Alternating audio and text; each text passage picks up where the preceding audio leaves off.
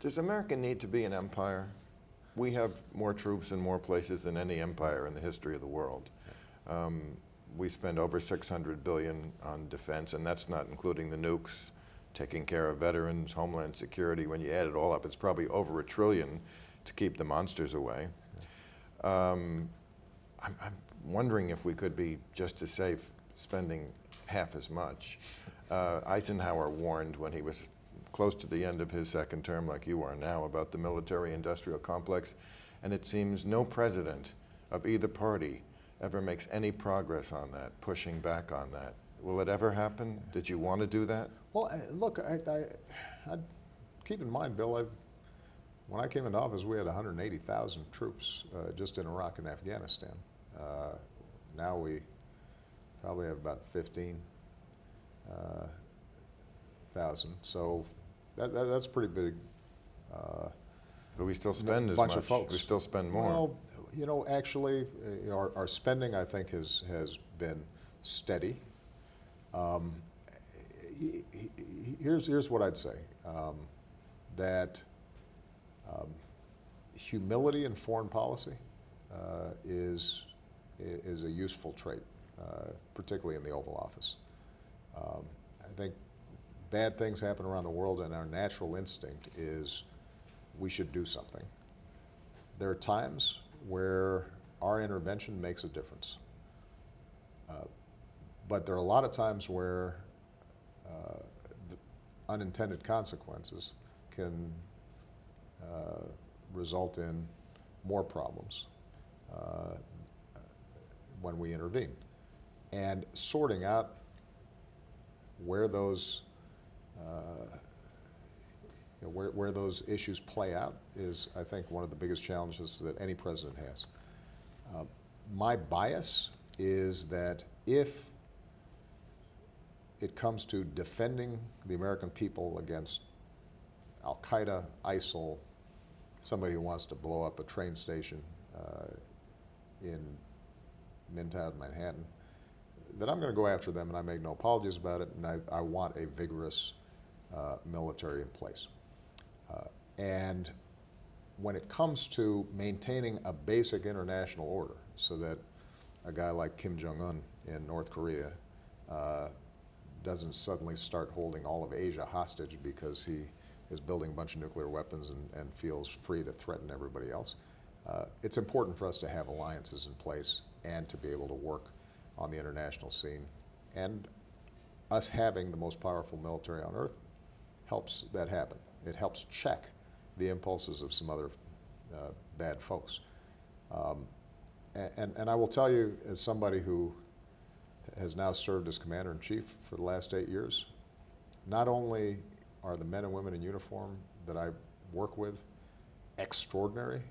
You know, you meet 23-year-olds who are in charge of life and death missions and maintaining billion-dollar pieces of equipment, and they just execute and do it unbelievably well. But what you also discover is my top brass, Joint Chiefs of Staff, they're not the chicken hawks who are going around trying to get us into every single war. You know, the generals, the colonels, the commanders that I work with, they know the wages of war, and they're actually pretty thoughtful about it. And typically in the Situation Room, they're the ones who are like, well, before we go half-cocked on something, let's really think about this, because this is what would be involved, and they have seen what's involved, because most of them are people who were fighting in Iraq and fighting in Afghanistan, and they know how hard these environments are, and that no matter how good our intentions, a lot of times it can go haywire. But having said all that, I think we should have restraint. I think we should have humility. I think we have to, wherever possible, work multilaterally and not just unilaterally, because if we can't organize coalitions to do things, that means that maybe we haven't thought everything through. Having said all that, it turns out that as flawed as sometimes our foreign policy can be, or whatever blind spots we have, we really are the indispensable nation. I mean, if there is a typhoon that wipes out someplace in Southeast Asia, our military is the only organization that has the infrastructure to help those folks quickly. When Ebola came out, we actually had to build the platform whereby everybody else could even think about bringing their doctors and nurses in. If you have a rogue nation that decided it was going to take action that significantly threatened a lot of people,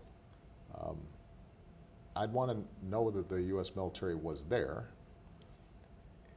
And so, and I can tell you, setting aside our military power, there's not an international meeting I go to in which, if we weren't sitting at the table, nothing get done. Because for the most part, other countries don't have either the capacity or the inclination. And when you've got a bunch of authoritarian governments out there and a creeping authoritarian impulse around the world, we also are the ones who are pushing back most effectively, imperfectly, but most effectively, against locking up journalists and killing human rights activists and making sure that poor people get food and dealing with public health crises. I think if you see the world from my seat, I won't. The one thing I think is important for progressives to guard against is a tendency sometimes to not fully appreciate that America's the bad guys, right? That America's a pretty is not just a great nation in the sense that it's powerful, but that our values and our ideals actually matter, and we do a lot of good around the world. And there's some things that we do that are either ineffective or imperfect, but there's a lot to be proud of, and there's a lot to build on.